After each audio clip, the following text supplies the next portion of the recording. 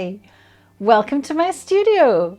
My name's Angela Murray from Living Life in Colour, and I am an intuitive artist and guide, and I help people change their lives with the power of creativity. And I'm really looking forward to sharing it with you too. For this free taster session for Lifebook 2023, I'm really excited because I'm going to share with you my most favorite thing, which is to create mandalas. I use them with both my clients and I use them for myself. And for myself, I use them for either meditation or for manifesting some of the things that I want to bring into my life. And I'll talk more about that as we go through. The biggest tip I can give you is let go of the outcome.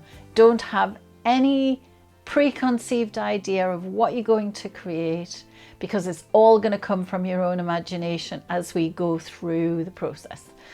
So enjoy. I'll see you on the inside and we're just going to have some fun. Okay, see you soon. So I've got a piece of Bristol paper. You could use watercolor paper, it doesn't need to be Bristol. And I've actually put a coating of gesso on it with a credit card or store card. And then I've dried it off so that it's really dry. And I like to do that because I love to push paint around. And I find when I paint onto watercolor paper or Bristol paper that it actually sinks in. So all I'm doing at the moment is just getting rid of some of the curl in the paper so that it lies a little flatter. As we go along, it will lie flatter anyway. But yeah, just trying to make it flat so I can do the next process. So what I'm going to do now, and I do this with a lot of my paintings, is I'm actually going to, with a pencil, just write into this first layer the things that either I'm grateful for or I want to bring into my life. And yeah, just putting in there a bit of love and peace and joy. Family. You really do this for yourself. Choose your own words or choose some of mine, but just really fill it with those things that bring you happiness, those things that you want to bring into your life, or manifest if you can't currently see where they're going to come from, and fill it with all good energy. I believe that when you fill a painting with energy, whatever that energy is, it brings that back to you when you hang it on a wall. And so I like to fill mine with the things that I actually want to bring into my life, and or as I said, what I'm grateful for. So think of those things that really light you up, that you really want to bring into your painting. Don't worry, we're not going to see any of this in the later layers, so you can fill it with whatever you like. So the next stage is I'm going to start laying down some paint.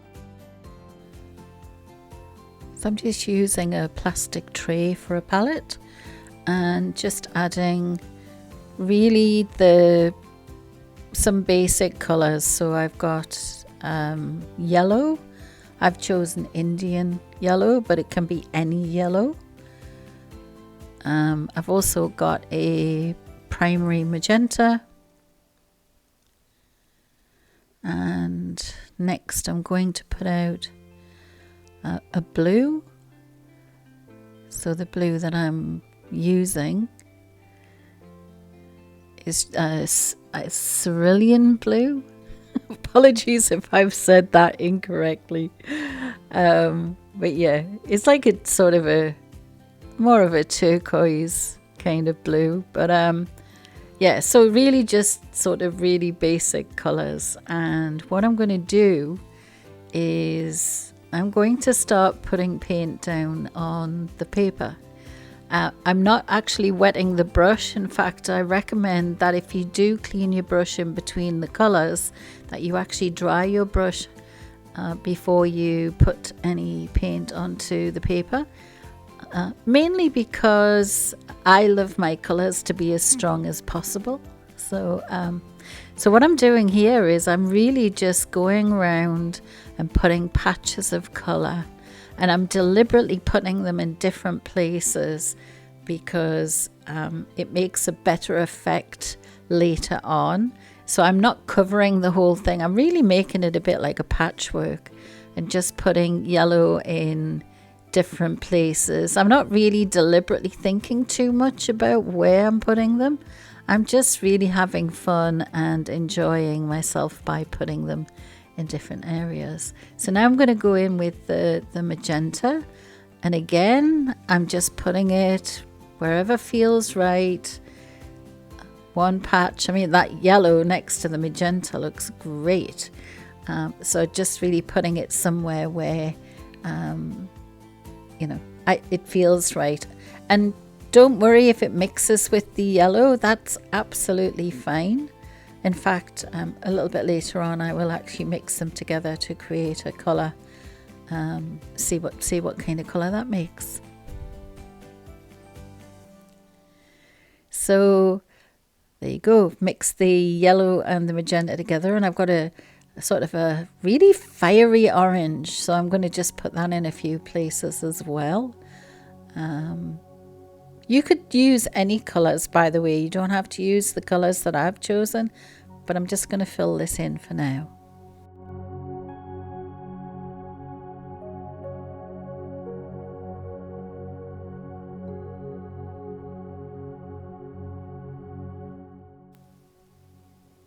So now I'm going to go in with the blue, and look how it goes really well next to both the yellow and the orange. And again, I'm just putting it in different places. I'm not concentrating on having it in one area. And the reason I'm doing this is because later on, when we create the mandala, it's good to have the color repeating in different places. So having now mixed the yellow with the blue, I'm just going around and I've put some green in, and the blue with the magenta, I'm now putting in a bit of purple. So just really, like I said before, filling it up like a patchwork. Doesn't have to be perfect, doesn't have to be even slightly neat and tidy. I'm really just trying to cover as much as I can, but with lots of different colours, and just adding in a little bit of colour variation. So going back in with some yellow in some of the areas that I've not covered in, and just making sure that I'm colouring in and I haven't left much, if any, white behind. The final little bits. And then I'm going to take a hairdryer and dry this off before I start my next layer.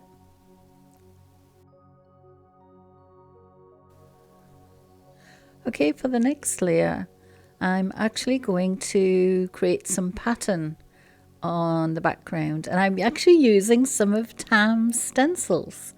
I can't quite remember whether I think I got them from Artist Seller, but I'm not sure.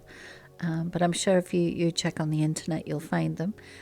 Plus a few others that are not Tam's. But I love using the stencils that Tam's created. Oh, this is a sponge that you would normally use for washing your dishes. And I've just cut it in half. And it's what I quite often use for stenciling.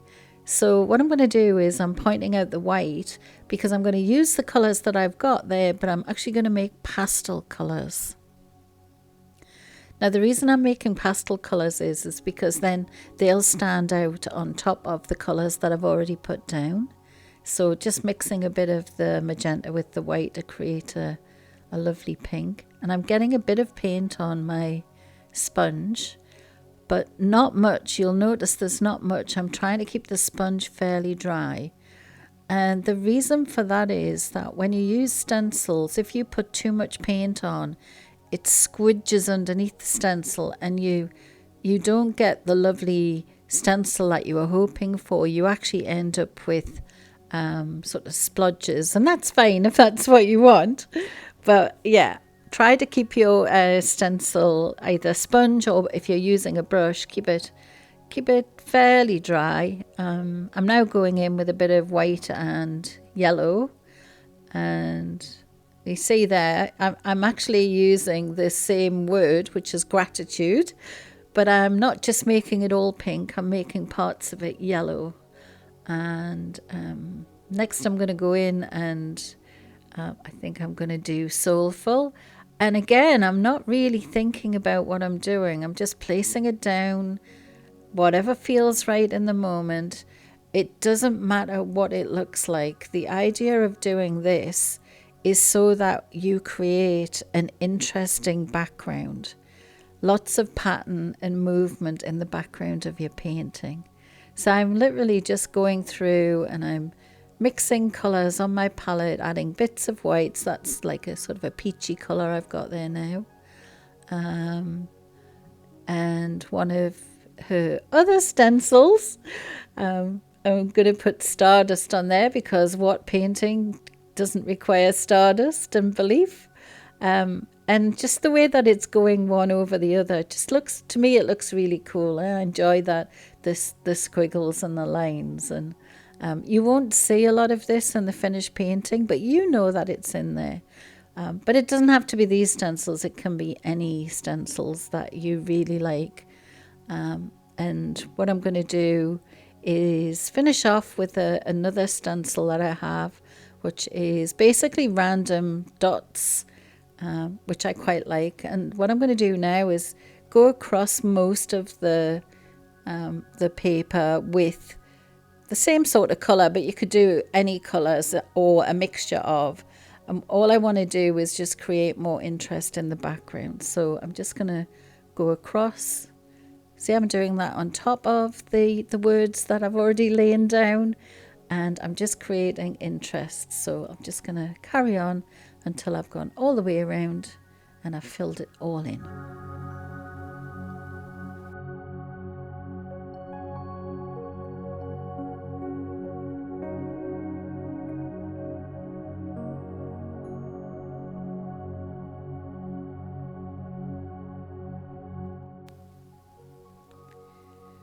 So now that I've got that finished, I'm just going to finish it off with a hairdryer. Now for this layer, really need to get it really nice and dry.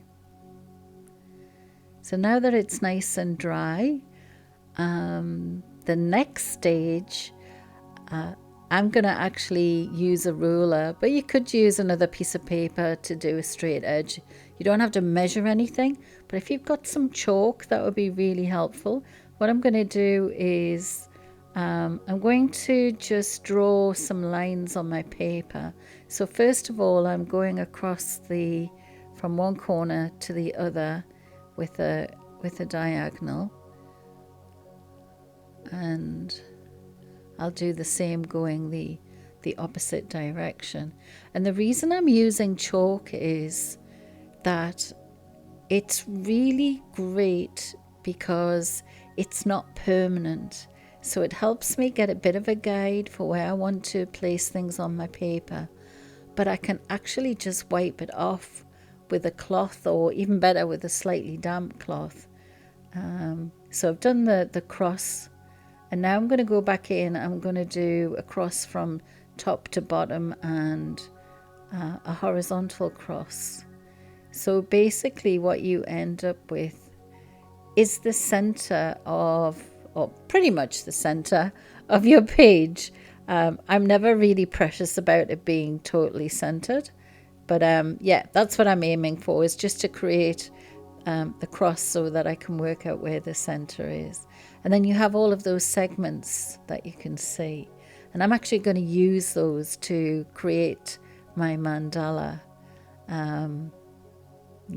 Yeah, we got the lines there, and in the center, we're going to work our way from the center further out. So I don't really think about what designs I'm going to do when I start. So this really is purely coming out of my imagination. So using the line that's already there, just creating, I suppose it's like a petal shape. Now, they're not going to be perfect, and that's fine. The great thing about chalk is you can wipe it off and start again. Quite often I have imperfections in my mandala, so I don't worry too much. So all I'm doing is, once I've done one, I'm just repeating the same pattern all the way around. And you can see that I'm just really correcting what I've done. I'm working my way around until I've got 8 petals. And you know, they're not all the same. They're fairly close, but they're not all the same. And now I've got that, I'm going to work my way slightly further out. So this will be the center of my mandala. So I'm going to work further out. What I'm going to do now is work from the tip of one petal to the tip of the next with, it sort of looks like a brackets, if you know what I mean, when you're trying to bracket things together on paper. So just working from the tip of, I'm sort of starting further out, but just going and creating the bracket down to one tip and then the next. And again, just going round, doing exactly the same thing over and over and over till you get back to the beginning. And this is the basic shape of my mandala today. That's it. I could go further out, but I've decided that I'm actually going to stop there. But there's no reason why you couldn't have 2, 3, 4 levels to your mandala. So now what I'm doing is I'm actually going and I'm getting rid of any of the original lines that I don't need. And the reason I go around and do that is it wouldn't be the first time that I've actually accidentally painted them in. So I'm just actually getting rid of them before I start the next. And I've got a cloth here which is slightly damp, and just making sure that I actually get rid of all of the lines that I don't need. And like I said, you can't see them once you rub them off. So the next thing I'm going to do, just getting rid of some of the dust from the chalk, is I'm actually going to paint the lines in.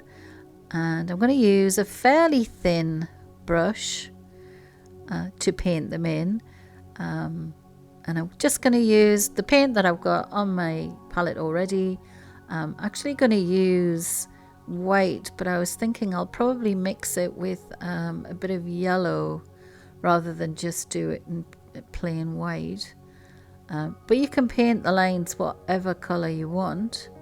The great thing about them being a light color is that you'll notice later on I will start painting over my own lines to sort of make them disappear. So light colors are quite good for painting over. So just getting a bit of yellow on my brush, and I'm going to start from the center, just painting in the lines. Now they don't need to be neat and tidy. You don't need to get it perfect, and you'll see as I go, mine is highly unlikely to be perfect. And I'm just painting over the chalk, and I'm not covering the whole of the chalk. I'm just using it as a guideline to paint over, but so that I can get my petal shapes in. So yeah, I'm just going to work my way around, following the line of the chalk and putting in the petals one by one. You could use whatever colour you want. As I said, it could have been light blue, could have been light pink, could have just been white, but I chose today to use yellow to create my lines.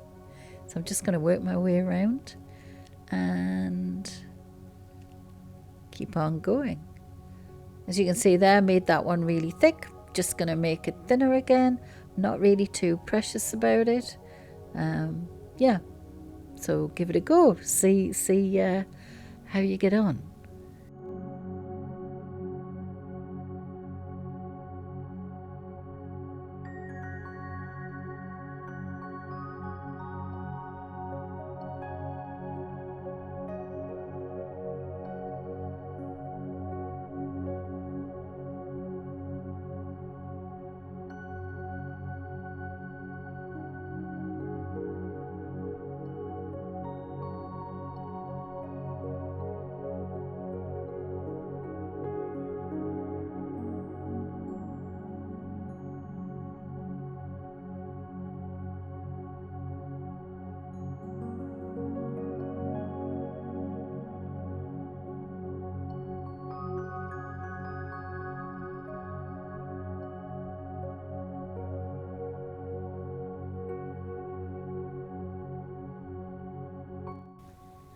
You'll notice as I'm working, I turn my paper. It makes it a lot easier. And here I'm actually taking one of them off because I found that it was slightly the wrong shape. So that's the great thing about chalk. You can take it off and you can start again. So I'm just putting something in. Again, not perfect, but I felt it was a little better. They're not all the same size, and I just get used to the fact that that's the way it is. Because when it's finished, I never notice. Nobody ever turns around to me and says, oh, that petal there is the wrong size compared to that one. People just appreciate it for what it is. And I'm just doing it for my own meditation. So, yeah, really enjoying it at the moment, just putting some paint down and that repetitive, doing the same thing over and over again. So, yeah, all the lines are in. I'm pretty happy with that. So again, drying it off with a hairdryer.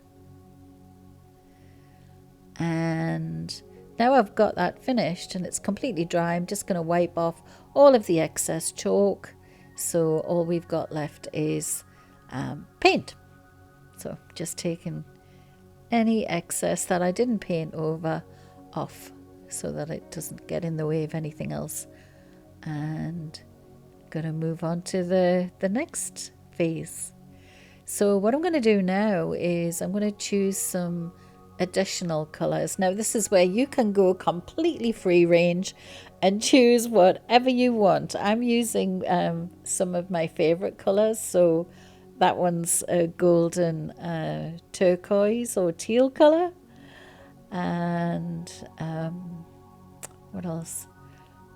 Just going to put down a tiny bit more white because I will be using it. And also one of my other favorite golden paints, which is it's like a fluorescent pink, which often appears in my paintings, and I love it. And that one's actually slightly more transparent, and I'll show you when I'm putting that down the difference it makes using a transparent paint. And I've also got there a Pebeo, just a standard red, which again is slightly transparent, and it just gives a little bit of difference on the canvas. So okay, so what I'm going to do now, I'm going to start with mixing just a little bit of pink with the magenta I was using before. And I had no idea I was going to do this before I started using pink. I've just gone with, I think it needs pink. And so what I'm going to do is I'm going to paint. I'm not going to fill in the whole thing. I'm just filling in or just creating a section in one of the petals. And the great thing about mandalas is once you do one thing, you just repeat it all the way around. So I'm just going to go all the way around and create the same mark.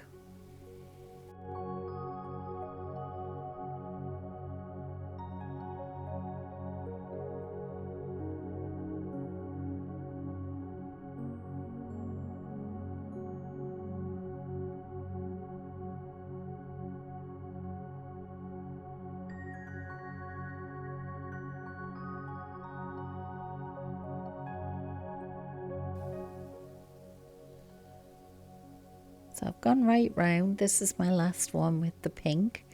And they're not all identical. They're fairly similar, but they're not identical. And that's absolutely fine. So now I've done that, I need to think about what's the next mark I'm going to make and what's the next colour I'm going to use. So just cleaning off my brush. And as I said earlier, I tend to keep my brush dry, so I'm cleaning it off and I'm using a cloth to dry it. And now I'm going to go in with the teal colour. And where am I going to put it? I'm going to put it next to, next to the pink. And both of those are actually fairly opaque, meaning that you can't really see the colour underneath. But what I'm doing is just ever so slightly blending with my finger one to the other, just to sort of smooth out the lines really.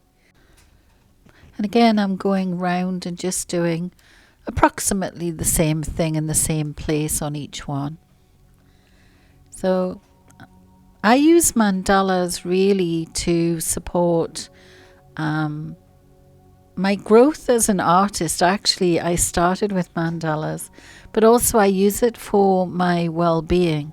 So mandalas, I've found, because of their nature, it's really useful to have this repetitive, meditative practice that I can do without really having to think about it, get out of my busy brain, my busy work brain, and just allow myself to enjoy just doing a repetitive thing that I find interesting and pretty, but it's actually doing me good at the same time.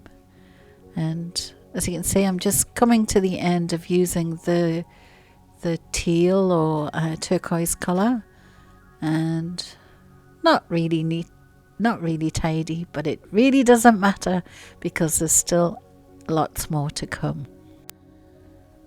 So now that I've done the pink and the teal, I'm actually going to go in with the fluoro pink. And I mentioned right at the very beginning that the fluoro pink is slightly transparent. And as you can see, as I'm putting it on, you can see some of the pattern underneath coming through. And I really like that because it adds a little bit to the overall pattern. So I'm just going to go around and do the same thing all the way around, just like I have with the rest.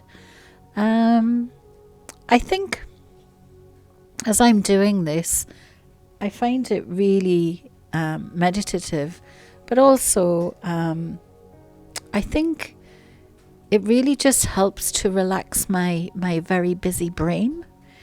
And as an artist, I think one of the most important things for me is I use my creativity as a way of just really looking after myself. It's my time to just enjoy playing with the process. And anyone that works with me will have heard me say this a million times. It's really not about the outcome. I have no outcome in mind. I'm really just going with whatever feels right in the moment, whatever colour, whatever brush I pick up. It's exactly what it's meant to be in the moment. In fact, at the moment, I'm feeling it's absolutely the right thing to do to put the paint on with my fingers. So it doesn't even need to be a brush. So yeah, I think that ultimate freedom of just being able to do that is what brings me back to doing art over and over and over again. I think my biggest struggle, this was a question that Tama asked, what's your biggest struggle as an artist? Sometimes it can be about finding time, actually having time to do my art. And what I've learned over the years is that I don't need to have special time. I don't need to have a full afternoon clear to sit down and do my art. I can do something for 10 minutes and it's enough to make me feel better. And if you did 10 minutes a day, then by the end of the week, you've got over an hour's worth of work that you've done. Anyway, so I've gone around with the yellow, and I've now got the red that I put out before. I'm just going to put that sort of on the tip, and I'm going to rub that in, sort of blend it with the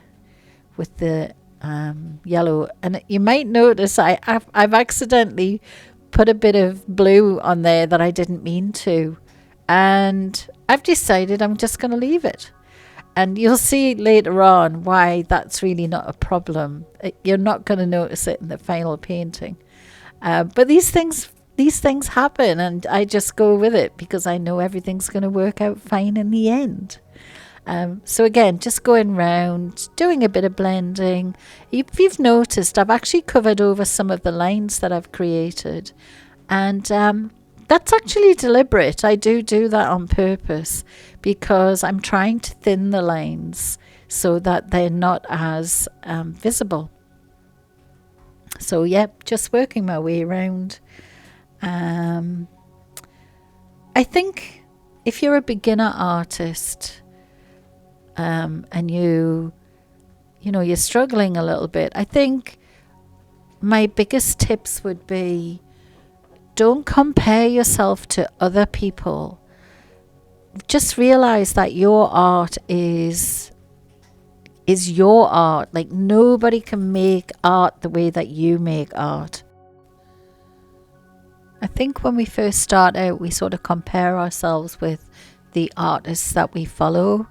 And what we've got to remember really is they're just making their art because it's unique to them.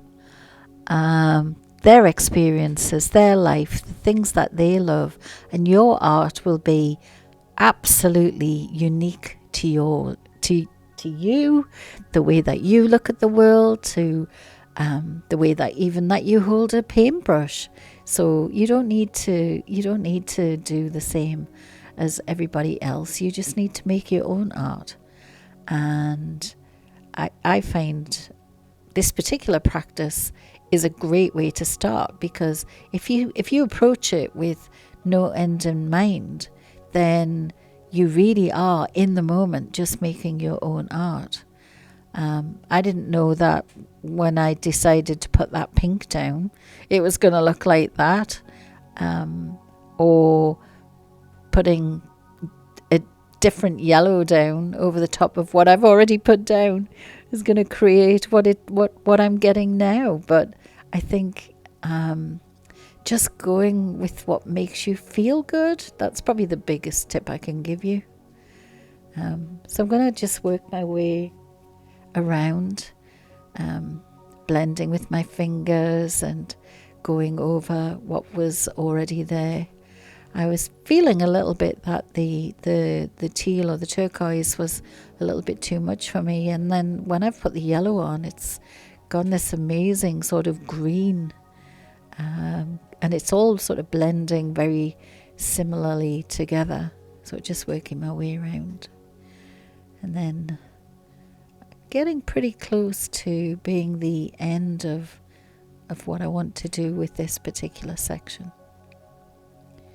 So now I've got the middle part. I could leave the sides like that. I don't need to do anything with them, but in order to make it feel more cohesive, I'm going to take, it's like a very dark magenta, and it's fairly see-through, but I'm going to apply it with a baby wipe. I really enjoy using baby wipes to put paint on. I find it really easy to blend and to create different backgrounds with it. So you'll notice you can still see through, you can still see all the dots and some of the bits of the words. But what I'm gradually doing is I'm just, by using this one colour, I'm bringing it closer together. And bits of it will look purple and bits of it will look pink, but overall it's got that slight magenta hue to it that just brings everything together around the edges. Now you can use whatever colour you want, but I would probably recommend that you choose something that is slightly more transparent or see-through, because if you choose a colour that's got a lot of white in it, then you end up losing some of the background. But that's fine too. You might decide you don't want to see the pattern in the background and you want to have it fairly plain, and there is no right and wrong way to do this. I'm really looking forward to when you've done them and you've posted them in the Facebook group.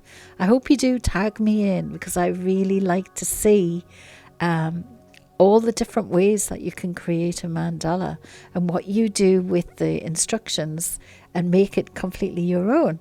So yeah, when you do this, please do tag me in, because I'd love to see what you've done. Getting near the end.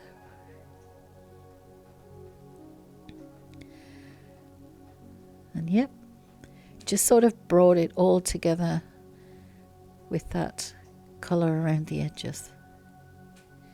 So I use this technique in my online class, which is called Painting Happiness.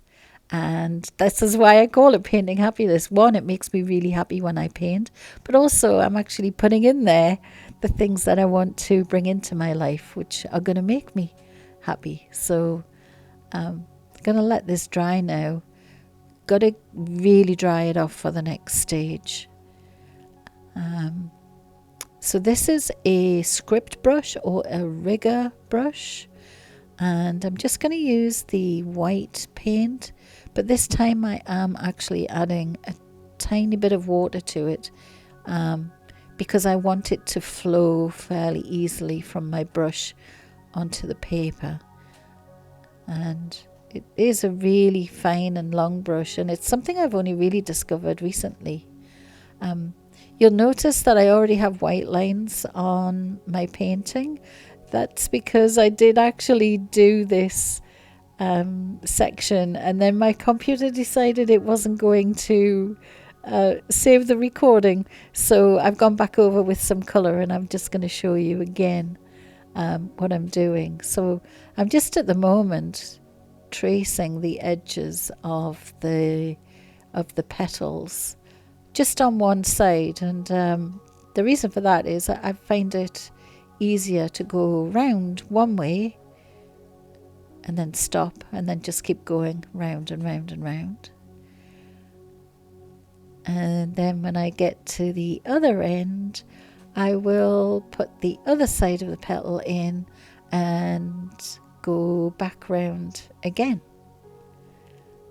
by which time most of it has sort of dried off a bit. So yeah, I've gone all the way around and I've got all my inside petals in. And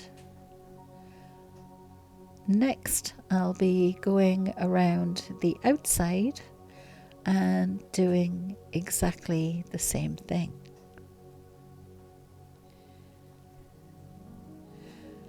They don't need to be completely neat and tidy. Yeah, just enjoying it as I'm going. And as I said, they're not all the same size, they're not all exactly the same shape, but honestly, you really won't notice in the end. So if you look at the next one I'm doing, it's sort of smaller than the others, but I think it sort of adds to the charm of the painting. Like, you know, it doesn't come off a computer, that actually a human has made it. So don't worry if there are elements of yours that you're thinking, oh, I could have done that better. Don't put that energy in there. And now that I've done that, I really want to give it a good dry. For this next thing that we're about to do, it really needs to be bone dry, even left overnight. So now that I've got it dry, I've got a medium gel pen, and it's white, and I'm going to go in and I'm going to add detail inside my mandala.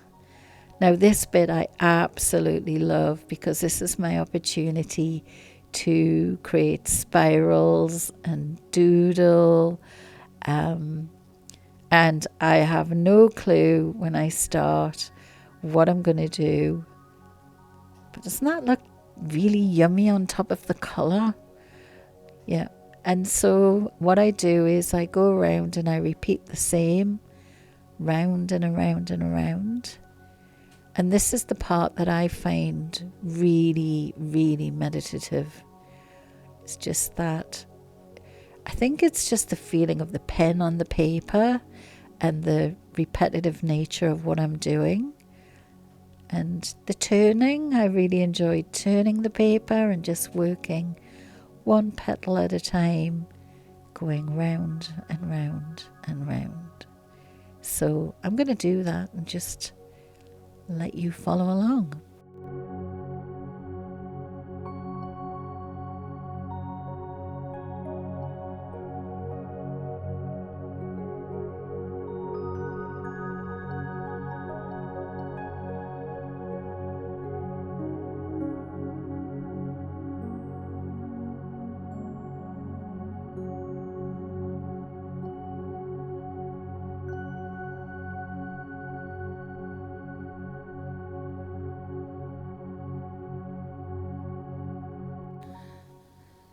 And as you can see, I'm just working on the inside petals. I will work out towards the outside, but just working inside and then turning, going round and round. And literally have no idea what I'm going to do, but as soon as I make a mark, I repeat it round and round and round.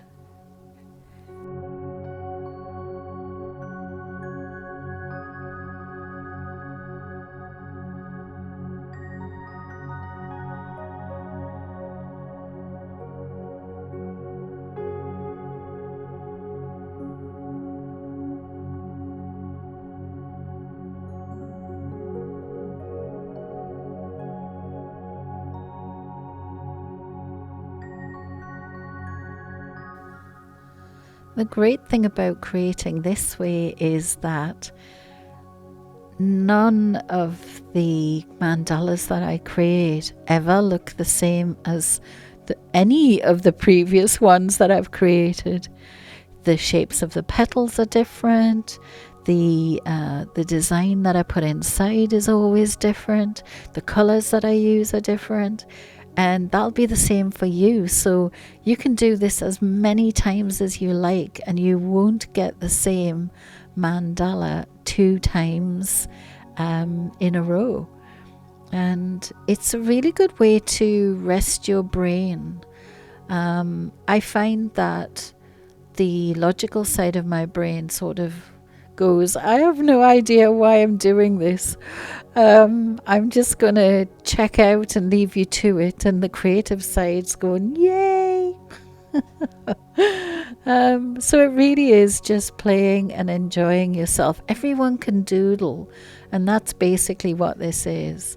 I mean, even in the individual petals, they're not exactly the same. But when you look at it, they all look the same.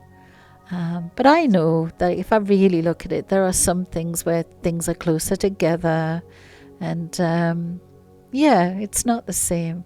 So I've gone right round and I filled in the outside petals as well, just doing a few little touches here and there where I'm sort of seeing a gap that I feel needs filling, but really there's not much left to do on this. So I hope you're really enjoying just allowing yourself to sink into this. And obviously when you're doing it, you won't necessarily have me speaking to you, so put on some music and really just enjoy the whole process. And yeah, as I said before, I'd love to see them. Well, that's pretty much it. Definitely just putting in the last finishing touches. And that's my finished mandala. Hey, welcome back. I hope you had the most fantastic time playing with colour, playing with marks, making your own design, creating your own mandala. This is the one that I created in the video.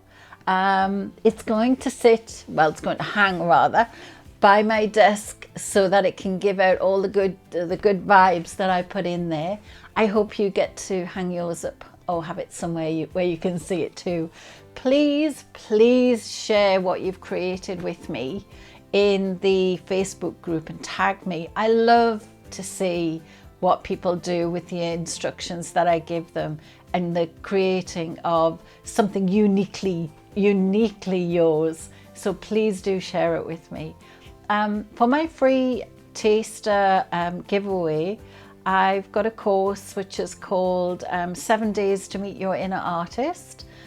So an email will drop into your inbox every day with a little activity to do over 7 days. And by the end of the 7 days, you will have created a piece of art from your own imagination.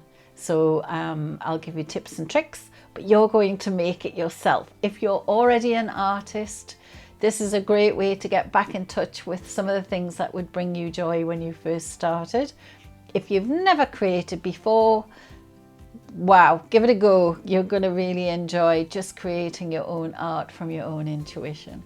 Anyway, if you want to connect with me, my website is angela-murray.com, and you can find me on Instagram and Facebook under Living Life in Colour, which is colour with an O-U-R.